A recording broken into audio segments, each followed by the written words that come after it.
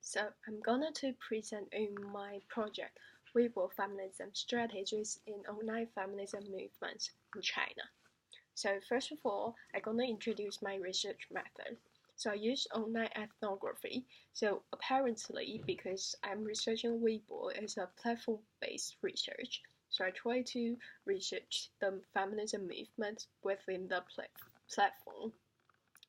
And I myself has a feminism tendency account, so I try to use that account to get what I need and try to get communication with all these feminists online. So I also conducted qualitative interviews using my own account. Um, and I use convenient sampling because it would be better to use snowball sampling when I'm conducting further research. But for now, I just send my background information and my research topic to all these KOLs that I try to interview. So from those who responded, I try to communicate with them further, and at least two of the interviewees agreed to be interviewed, and I recorded the data. And I also conducted content analysis.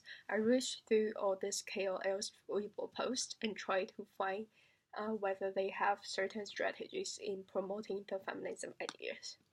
So two of my interviewees, so both of them are KOLs, and one of them is not a personal account. So she's kind of sharing some sex knowledge, like gender-related knowledge, but she's not appear as a personal account, but she appear as like an account that is promoting all these knowledges.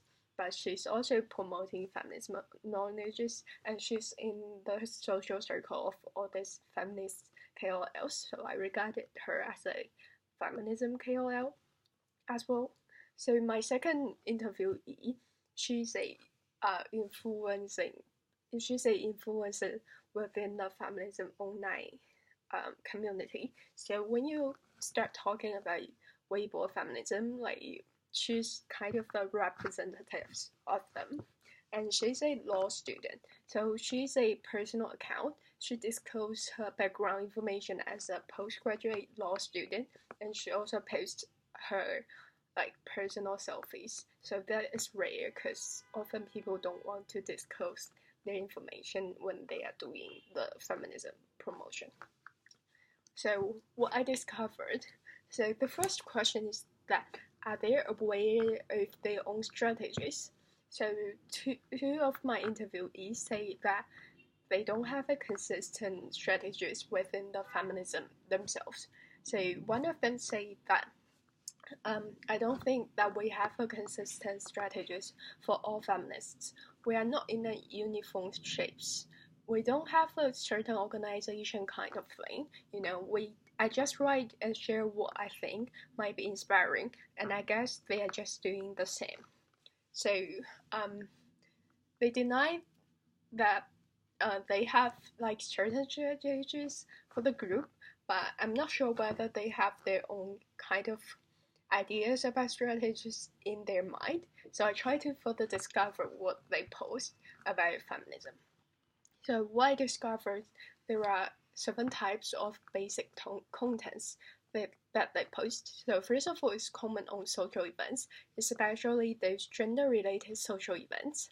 So the second one is comment on daily discoveries and their own observations of life, like the daily things about gender, and then they comment on readers' consultation. So readers might send them private messages about their life stories, so they might provide suggestions from a feminist perspective or try to comment on their stories from a feminist perspective. And also they comment on anti-feminist ideas. It's interesting that anti-feminists and feminists try to conversation with each other, like online. Not actually conversation, but they are trying to attack each other and try to convince the readers that the other side is wrong. And also they share reviews of books and movies. So they might share some books, feminism books. They share how they feel about the book and what is interesting and inspiring from the book. So often those books are kind of what you could read from university in feminism or gender-related courses, and also they have reviews from movies or other artwork from a feminist perspective. And also they produce their own cartoons, comics, and music, etc. It's like the cultural products that they produce, like fictions sometimes. And also they share some gender-related knowledge, such as sex knowledge or reproduction knowledge, like what damage, what like how reproduction might damage you. So from my own perspective, I still think that they have some strategies, although my interviewees, but they don't. So that's the end of my presentation. Thank you.